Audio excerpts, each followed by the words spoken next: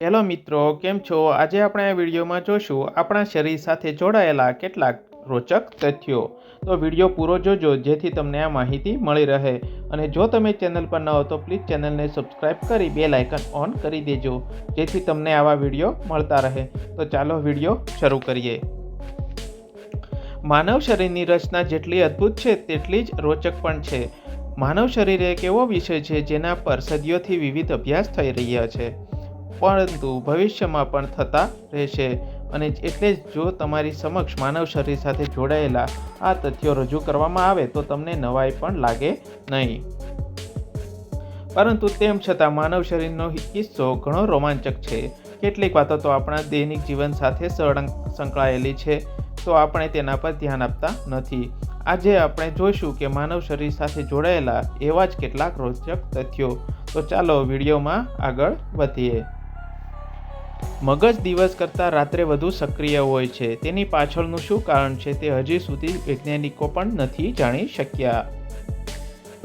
શરીરના અન્ય હિસ્સાની તુલનામાં ચહેરાના વાળ વધુ જલ્દીથી વધે છે.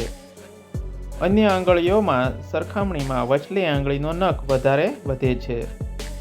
પગના નખની તુલનામાં હાથના નખ 4 ગણા વધુ વધે છે. તમારા પેટમાં જે કંઈ એસિડ હોય છે તે ઝીંકને બાળવા માટે પર્યાપ્ત હોય છે, પરંતુ તેનાથી પેટને નુકસાન થતું નથી.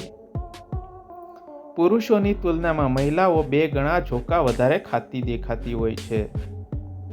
મહિલાઓમાં પુરુષોની સરખામણીમાં સૂંઘવાની ક્ષમતા વધુ હોય છે.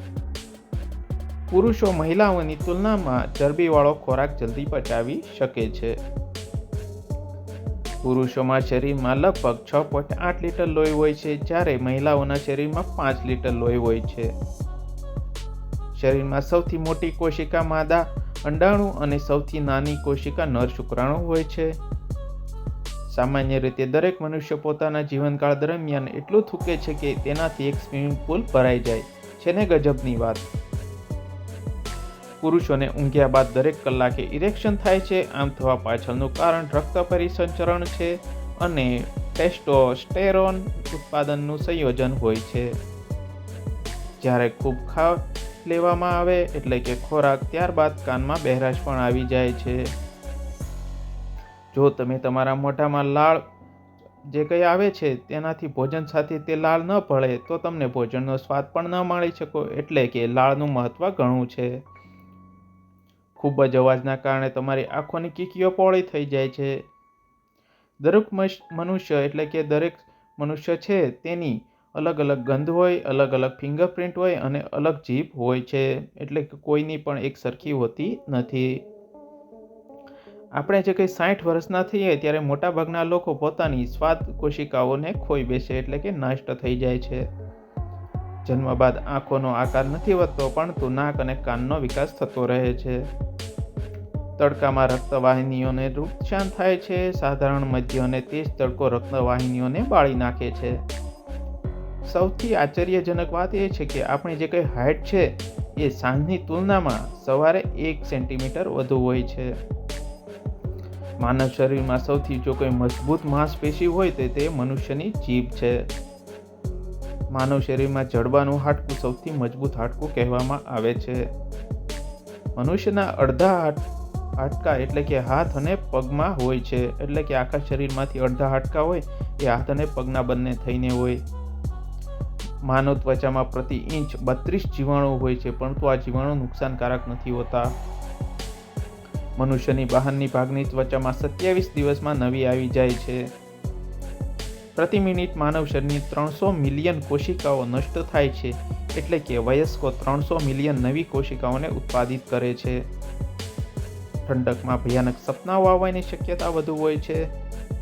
માત્ર મનુષ્ય જ એક એવી પ્રજાતિ છે કે તેના આંસુઓ ભાવનામયી હોય છે. જે કંઈ નવજાત શિશુ હોય એને જન્મ સમયે રંગો દેખાતા નથી. નવજાત શિશુને માત્ર કાળો કે સફેદ રંગ જ દેખાય છે. શરીરમાં માત્ર આંખોની કોર્નિયા જ હોય છે. તેમાં લોહી નથી હોતું. કોર્નિયાને સીધું રહેવાથી જ ઓક્સિજન મળે છે. સાધારણ મનુષ્ય ખાધા વગર 20 દિવસ જીવે છે, જ્યારે પાણી વગર માત્ર 2 દિવસ જ જીવી શકે છે. પોતાના ગળાને જાતે દબાવીને ક્યારેય આત્મહત્યા કરી શકાતી નથી. દરેક વ્યક્તિની એક આંખ કમજોર હોય અને એક આંખ તેજ હોય છે. માનવ શરીરના હાડપિંજર 10 વર્ષે નવું તૈયાર થાય છે, જેનો અર્થ એ થાય છે કે દર વર્ષે તમને એક નવું હાડપિંજર મળે છે. મનુષ્યના પગમાં 5 લાખ શ્વેત ગ્રંથિઓ હોય છે, જે શરીરની તુલનામાં વધુ પસીનો ઉત્પન્ન કરે છે. તો મિત્રો, તમને આ વિડીયો કેવો લાગ્યો? સારો લાગ્યો હોય તો પ્લીઝ કોમેન્ટમાં તમારો અભિપ્રાય જણાવો. અને જો તમે ચેનલ પર ન હો તો પ્લીઝ ચેનલને સબસ્ક્રાઈબ કરી બેલ આઇકન ઓન કરી દેજો. અને આ વિડીયો બને એટલો બને તમારા મિત્રોને શેર કરજો.